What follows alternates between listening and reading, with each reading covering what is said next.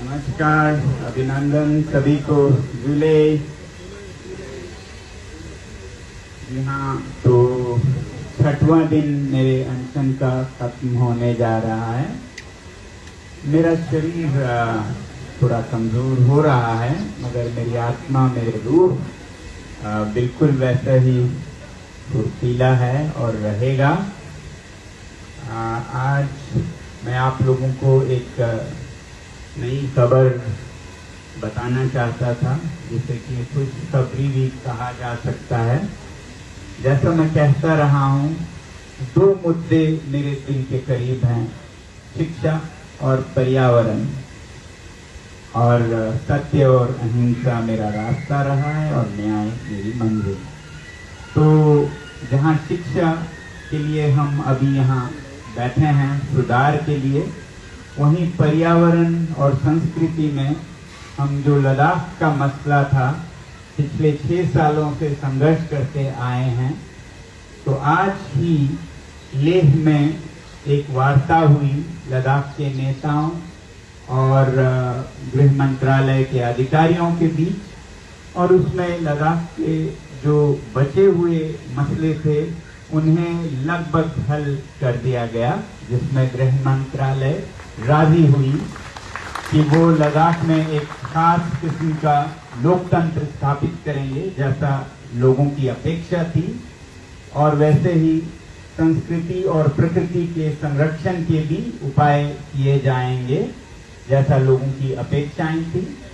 तो ये अच्छी बात है कि लोगों ने आपको आवाज दी, कभी अनशन करके, कभी पदयात्रा करके, कभी जेल जाकर, और फिर आपने भी वो आवाज भले ही देर से मगर सुनी। अब मैं चाहूंगा सरकार से विनम्र विनती करने की कि शिक्षा में जो ये मसला है, जो ये जवाबदेही है, वो भी आप पूरी करें। इससे आप छोटे नहीं होंगे। गलतियां होती हैं,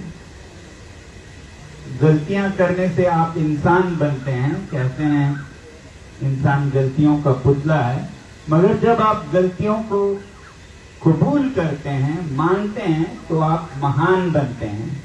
तो इसी तरह जो शिक्षा में गलतियां हुई, जिनके वजह से लाखों बल्कि करोड़ों बच्चों के जीवन में बहुत असर पड़ा और 20 से ज्यादा बच्चों ने तो अपनी जानें दी, तो इसे कबूल करें और इसकी जवाबदेही लें।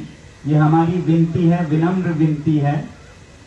और अगर इसमें आप सही कदम लेते हैं तो लोग आपकी सरकार को प्यार करेंगे, इज्जत करेंगे।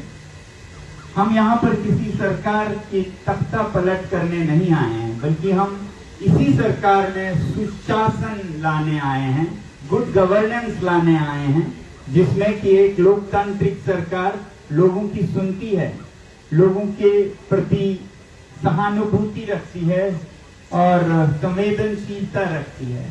तो ये शांतिपूर्ण अभिव्यक्ति है जिसे सुना जाए, और जब इसे नहीं सुना जाते तो ऐसे तत्व जो कि शांति में विश्वास नहीं करते, उनकी बात हावी होती है कि ये सब कुछ नहीं है, अशांतिपूर्ण तरीकों से ही मनवाए जा सकते हैं, जैसे कि पड़ोसी देशों में हुआ भी।